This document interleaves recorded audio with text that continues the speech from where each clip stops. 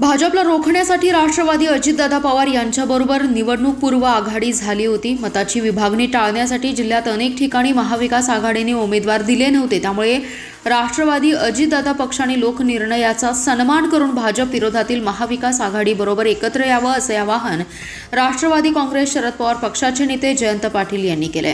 राष्ट्रवादी काँग्रेस शरद पवार पक्षाच्या नवनिर्वाचित जिल्हा परिषद आणि पंचायत समिती सदस्यांचा सत्कार सोहळ्याचा कार्यक्रम सांगलीत पार पडला. यावेळी आयोजित मेळाव्यात ते बोलत होते. या मेळाव्याला रोहित पाटील, जिल्हा मध्यवर्ती बँकेचे अध्यक्ष मानसिंगराव नाईक उपस्थित होते. जयंत पाटील म्हणाले, राष्ट्रवादी अजित पवार पक्ष घड्याळसोबत आमची आघाडी होती. घड्याळ चिन्हावर निवडून आलेल्या उमेदवारांना भाजप कसा काय दम देऊ शकतो? तो राष्ट्रवादी अजित पवार पक्ष स्वतंत्र आहे. त्याला भाजपच्या नेत्यांनी दमदाटी करणं, नियम सांगणं ही दादागिरी एका पक्षाचे दुसऱ्या पक्षावर सुरू आहे असा अर्थ झाला. अजित पवार पक्षाचे आणि एकनाथ शिंदे पक्षाचे उमेदवार निवडून आले, ते भाजप विरोधात लढलेत. शंभूराज देसाई हे बरोबर बोलत असल्याचं जयंत पाटील यांनी सांगितलं. ते पुढे म्हणाले, जिल्हा परिषद आणि पंचायत समितींच्या निवडणुका पार पडल्या आहेत. अनेक ठिकाणी अपयश आले, पण कार्यकर्त्यांनी खचून जाऊ नये. अपयश आलेल्या ठिकाणी आत्मपरीक्षण करू. ज्या ठिकाणी पक्षाचे उमेदवार विजय झाले त्यांनी जनतेने दिलेला कौलाचा आदर राखत लोकाभिमुख कारभार करावा, ही आपली प्राथमिक जबाबदारी आहे.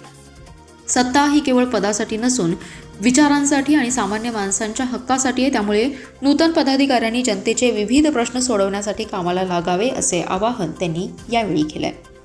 मी एक रोग तुमचा दिसतोय की निवडणुका जशा लढल्या आहेत तसं त्यांनी बरोबर यावं. मागणी तशी केली की म्हणजे आम्ही काही नाही, आम्ही त्यांना सांगितले दोन्ही यांना की तुम्ही भाजपच्या विरोधी लढून निवडून आलेला आहात. त्यामुळे लगेच दुसऱ्या दिवशी भाजपला पाठिंबा देणं हे त्या पक्षाची देखील प्रतिमा खराब होऊ शकते. त्यामुळं त्यांनी त्याचा विचार केला पाहिजे. तुम्ही स्पष्टपणे बोलत नसला तरी सुद्धा जिल्हा परिषदेमध्ये अनेक वेळा यापूर्वी सुद्धा तुम्ही चमत्कार केला. आता तर काठावर उभा होत आहे. ज्यावेळी तुमचा अध्यक्ष उपाध्यक्ष नव्हता तरी तुम्ही 4 सभापती केला होता. मग आता स्पष्टपणे तुम्ही भूमिका मांडता का दिसत नाही? कारण मी सगळ्यांशी कुणाशी अजून बोललेलो नाही ना. मला थोडा वेळ द्या. मी कुणाशीच अजून बोलू शकलेलो नाही. मी आजच आलो ना, तुमच्या समोरच आलो मी मुंबईहून.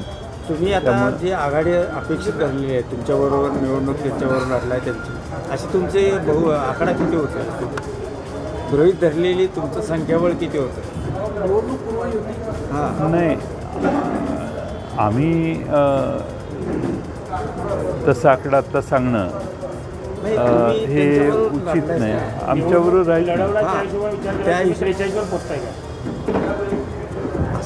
43वर पोचायची गरज नाही. नाही, पण एकूण तुमचं संख्याबळ किती होतं? ते आता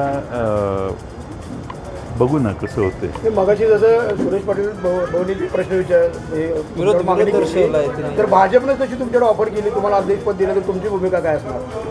नाही, स्वप्नात राहणं, जर तरच्या परिस्थितीवर विचार करणं अशी आवश्यकता आज नाही आहे. ज्यावेळी होईल तसं काही आमच्याशी संपर्क साधलेला नाही.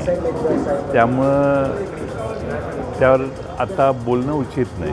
चंद्रकांतदादांची दादागिरी सुरू आहे का? असं मी काय म्हणणार नाही, कारण त्यांनी त्यांच्या काही पक्षाच्या नेत्यांना मी त्यावर भाष्य करणं आवश्यक नाही आहे. निवडून आलेले उमेदवारांचा सत्कार संपन्न जिल्हा परिषद पंचायत समितीमध्ये निवडून आलेले सगळ्यांचा आज सत्कार राष्ट्रवादी काँग्रेसचे अध्यक्ष देवराज पाटील यांनी आयोजित केलेला होता. रोहित पाटील, मी, मानसिंगराव नाईक आणि पक्षाचे सगळे मान्यवर नेते आम्ही उपस्थित होतो. सत्ता स्थापनेबद्दल काही हालचाली सुरू आहेत का? त्या संदर्भात बैठका पण आता आमचे तर 30 निवडून आलेले आहेत आणि आमची एका पक्षाची आघाडी होती. त्यामुळे ते आमच्यावर येतील अशी आमची अपेक्षा आहे, कारण आघाडीच होती त्यांच्यावर. दुसऱ्या पक्षाच्या विरोधी आम्ही उमेदवारच उभे केले नाहीत. त्यांनी त्या ठिकाणी चांगला विजय मिळवला. त्यामुळे या दोघांनी आमच्यावर यावं अशी आमची अपेक्षा आहे. चंद्रकांत पाटलांनी सांगितलेलं आहे की जे काय आमच्या महायुतीसोबत घड्याळ चिन्हावर निवडून आले ते अधिकृत आहेत. त्यांनी जर मतदान करण्यासाठी आम्ही व्हीप बजावणार आहे, जर ऐकलं तर कठोर कारवाई होईल. नाही, घड्याळाबरोबर आमचीच आघाडी होती ना. आमची आघाडी होती आणि घड्याळाचे निवडून आलेल्या उमेदवारांना भारतीय जनता पक्ष कसं काय दम देऊ शकतो? घड्याळ हा स्वतंत्र म्हणजे राष्ट्रवादी अजित पवार पक्ष हा स्वतंत्र पक्ष आहे.